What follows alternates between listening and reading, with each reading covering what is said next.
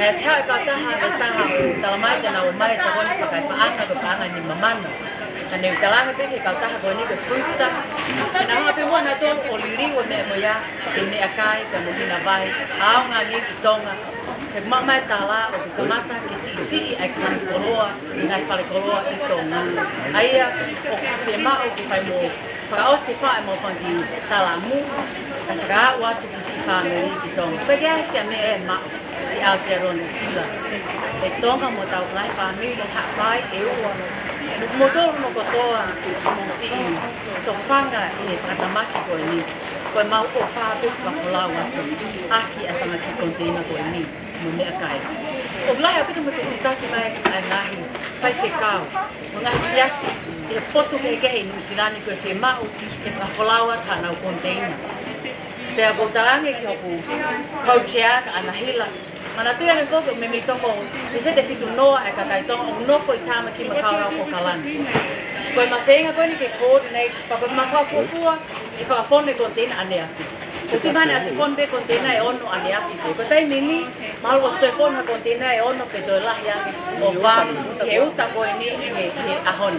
Ai ko container ko ni ha ko pulu ke ta nimba o ko si pa pau e ko mai ke fa fofua o si fone ko to pe ia te ke pa ka wa kai nga si asi ka fa falawa ka ma ko fa la de ko to malo malo cek kai bumi mai ke ko ka mai na tau muri tu mai ko ni ka ko e fa ka pe ana mai ni ke ana ko na pa uli a pe pe ke ngai ofisa ko ko ke na to tu fa ke na ki aya ko na foto ya ko ni ke ngai ofa mai ko a pe pe ki to ma ko pa ke ri to na ofisa ko tu fa te ofa ka kai na sila itu io to ka mo ke o na tu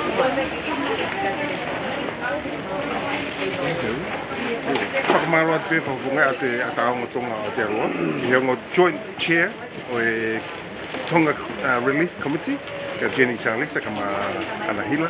Whakamaroa bito bau taimi, ta ku mea me peka kai me api whakamaroa te e ngāulahi. Whakamari e koe ni, e ki hulu takai peke. Awa bito. Malo opa e kia. Malo.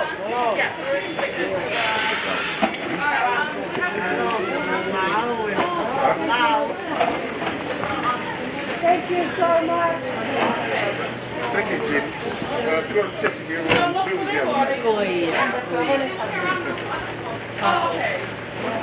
Siêu cười, còn tí này coi ổn mà quên.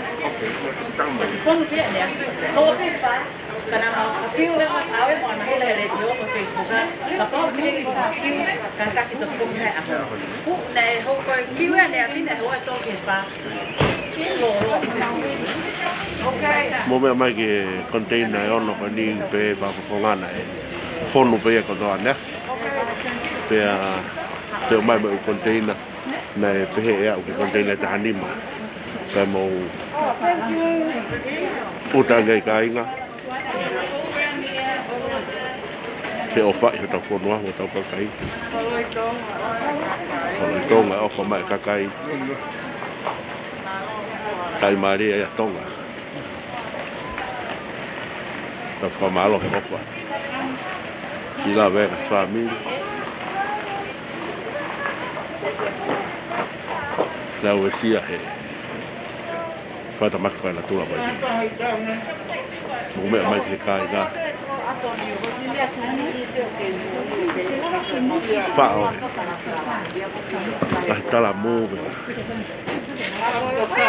Fono.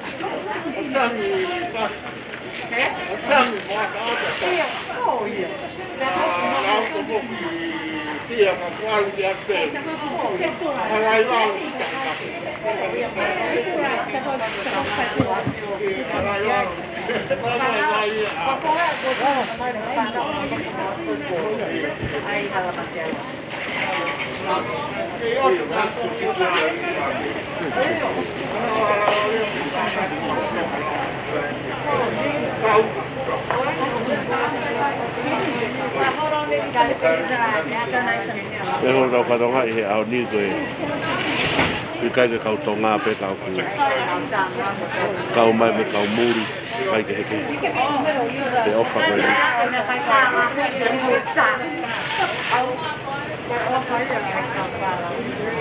Ofa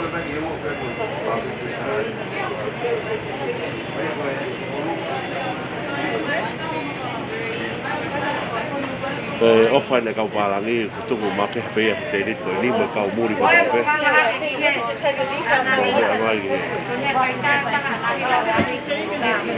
Ofa kau muri ba ke lau lau au nau. That's the name. And then you email it from the Thank you.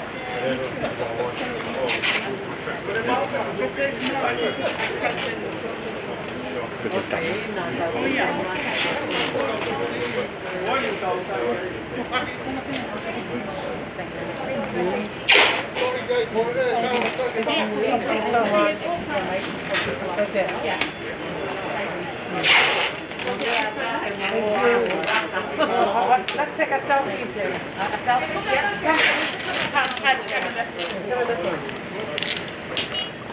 All right, well, go.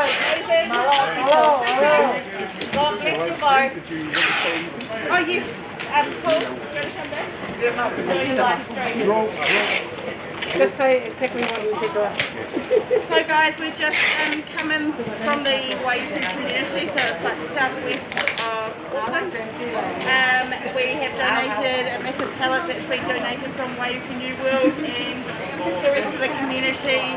Lots of beautiful food and nappies and things like this. I used to fly for New Zealand, so I used to go to Tonga 3 times a week. And we have a lot of friends that are from Tonga, so yeah, really touched our hearts. Thank you very much for your Thank you. Thank you. Thank you so much.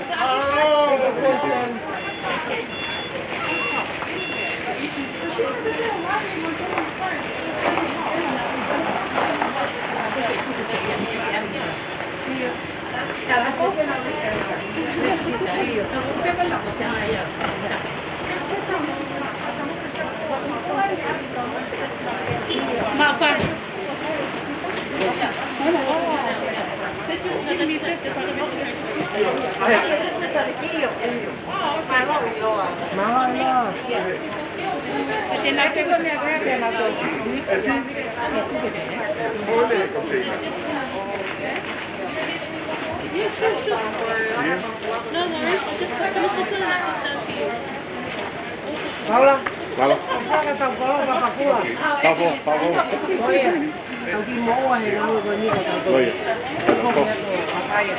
Oye. Tapi kamera tak ada kisah. Mas pegar fogo não tem limite. Tem que pegar o quê? Eu olho para pegar fogo. Não há que ele tinha para pitar com água. Aqui na porta tá boa. Agora tô todo ali, tô lá mais na porta.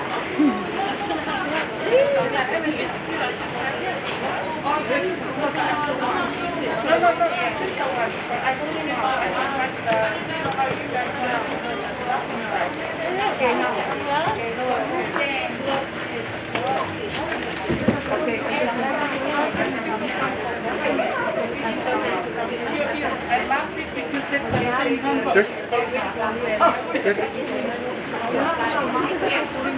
No worries, thank you.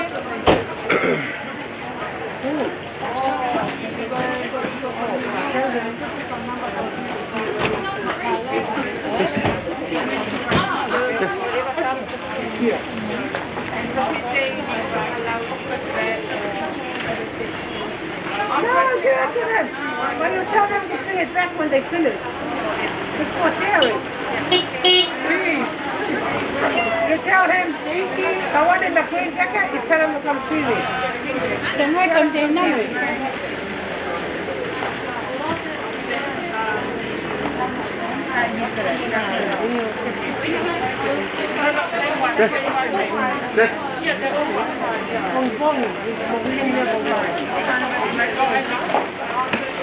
Em phải lá ra cái con này.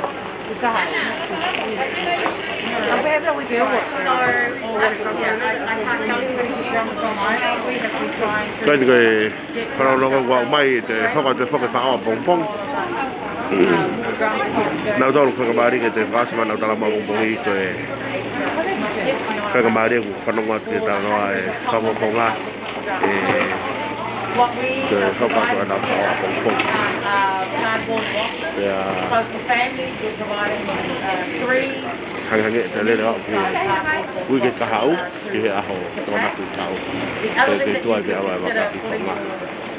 food in is Mau during au the pito. couple of last days, Mau e ni ka ho. it will come Ne maybe- wala a ka ku. We're also accepting roads, maybe you put it in 2 or so. Ke forma ka kai couple of ku days. ko. But in terms of drums, as far as Kai o ka ni to wa. it's Wala pito mo me mai. drums.